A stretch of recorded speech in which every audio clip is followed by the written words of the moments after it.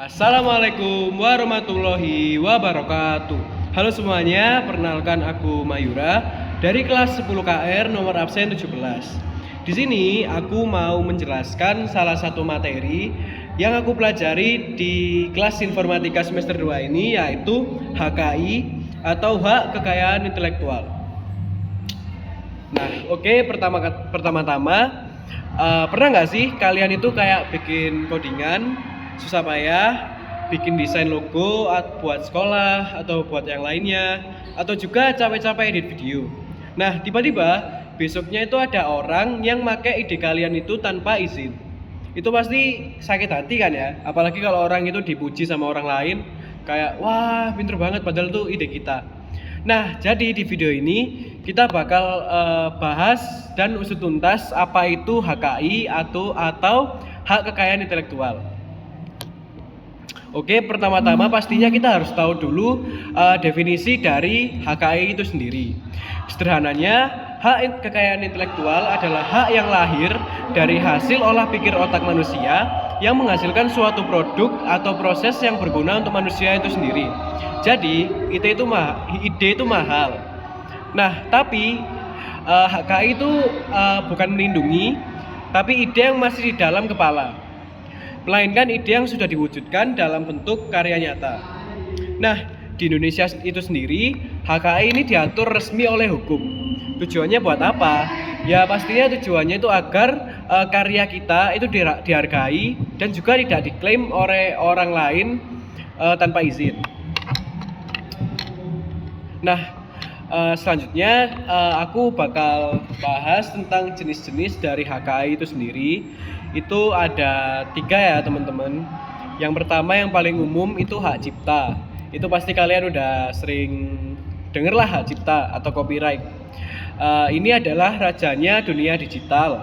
Hak cipta itu melindungi karya di bidang ilmu pengetahuan, seni, dan juga sastra. Di dunia IT, source code program komputer, software, aplikasi mobile, dan desain UI atau UX sampai aset game itu dilindungi oleh hak cipta. Begitu kamu selesai ngekode dan programnya jalan, hak cipta itu otomatis melekat ke kamu sebagai kreatornya. Itu pastinya udah kalian sering temui lah kalau hak cipta itu. Lalu selanjutnya itu hak paten. Hak paten ini banyak yang sering ketukar antara hak cipta atau hak paten. Seperti baris kode. Kalau paten itu melindungi teknologi atau invensinya. Kalau hak cipta itu melindungi ekspresi atau karya seperti yang tadi itu. Misalnya algoritma kompresi data baru yang belum pernah ada sebelumnya atau teknologi layar lipat smartphone itu masuknya ke paten.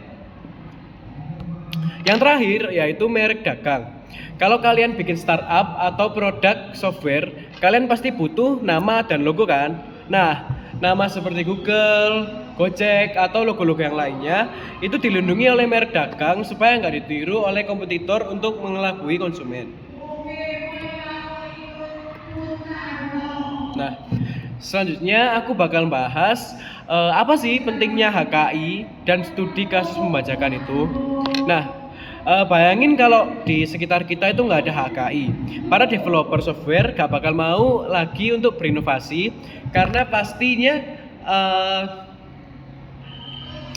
karya mereka itu sangat besar peluangnya untuk diklaim oleh orang lain atau dibajak.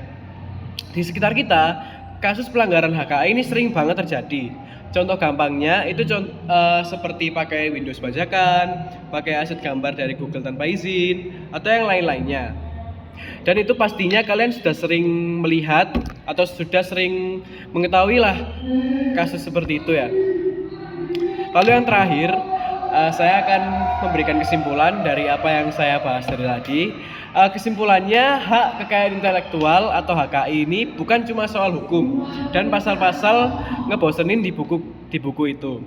HKI adalah benteng pelindung buat kreativitas dan inovasi kita di masa depan, terutama di era digital yang serba cepat ini. Mulai sekarang, ayo mari kita belajar menghargai karya orang lain dan jangan ragu buat daftarin karya orisinal kalian untuk menjadi proyek yang besar.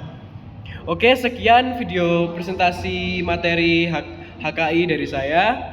Terima kasih. Wassalamualaikum warahmatullahi wabarakatuh.